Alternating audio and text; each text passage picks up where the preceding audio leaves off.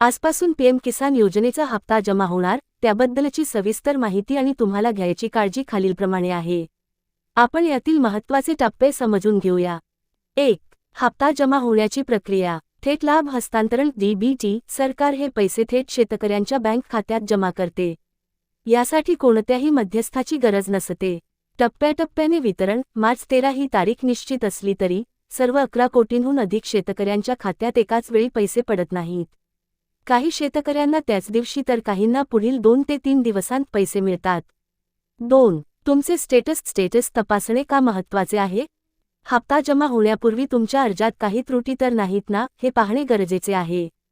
तुम्ही beneficiary status मध्ये खालील गोष्टी तपासाव्यात. Land seeding. येथे येस असणे आवश्यक आहे. तुमच्या जमिनीची नोंदणी झालेली असणे आवश्यक आहे. EKYC status. हे येस असावे. जर नसेल तर हप्ता थांबवला जातो. आधार बँक अकाउंट सीडिंग स्टेटस. तुमचे बँक खाते आधार कार्डशी लिंक असणे आणि ते ॲक्टिव्ह असणे अनिवार्य आहे. अशाच नवनवीन माहितीकरिता चॅनेलला सबस्क्राईब करा. धन्यवाद.